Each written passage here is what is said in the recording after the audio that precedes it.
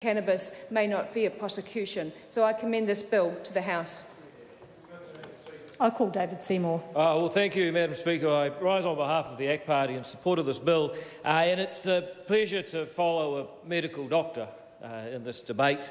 I was worried that I might have to speak straight after Simeon Brown, and I felt like Jerry Falwell, Mr. Moral Majority, had reincarnated and entered this House. You know, as he leaned forward, I could smell the sanctimony on his breath. And a sense of unreality permeated Simeon Brown's speech. He said that under this bill there would be people smoking marijuana outside the school gates. Well, let me reflect on the transition on this issue that another member of this House went through as she changed her mind on this issue of cannabis prohibition. That was Marama Fox, a very dear member of this House and a good friend of mine, came in here in 2014. And on this issue, she was mugged by reality. And she came to me a couple of years into her term and said, "David, I've changed my mind. Actually, we have all these problems under prohibition now. There's already people smoking cannabis outside the school gates." And then Simeon Brown went on to say, there's so many people being hospitalised because of cannabis. People are being hospitalised because of the prohibition on cannabis and the ridiculous cat and mouse game of the state trying to keep up with the very dangerous synthetic cannabis that is the real scourge and the real danger out there.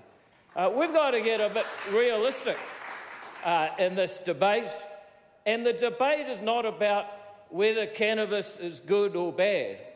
Personally, I happen to think it's bad. I tried it once, Madam Speaker, and all it did was make me very hungry, and I didn't try it again. I think it's a bad drug. I think it's wrong when we only have one mind through which to experience the world, that we would want to hallucinogenically alter that mind through the use of chemicals. I don't understand that. I don't think that cannabis is a good thing. But I say to the Simeon Browns of the world, that's not the debate.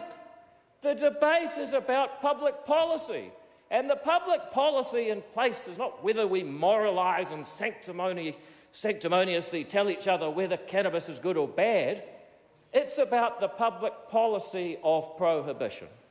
And this bill is a very small concession to those who are most vulnerable in our community, who have the greatest ability to benefit from what, in their view, and who am I to judge, as Simeon Brown might say, there but for the grace of God go I, in their view, believe that they can be palliated and helped by access to medicinal cannabis.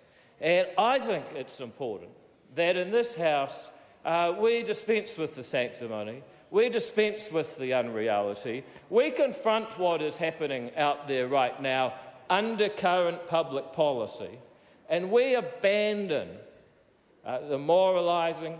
We actually ask ourselves, will this bill make the welfare of New Zealanders better or worse? And I think it should be clear to people that come to this debate without prejudice and with a sober analysis of the facts, that it's going to make it better for two groups of people. The first and the most obvious is that group of New Zealanders who find themselves near the end of their life suffering terribly or terribly ill and in need of palliation. But the other group that is less obvious is those involved in the supply chain. And as the regulations are made and it becomes possible to generate cannabis in a legal way to supply those very disadvantaged and vulnerable New Zealanders with what they want, we also remove the underground black market in which some of the poorest kids in New Zealand are being subjected to growing up in households driven by the proceeds of a crime that has made a crime simply for the sake of it, not for any benefit it has for other New Zealanders.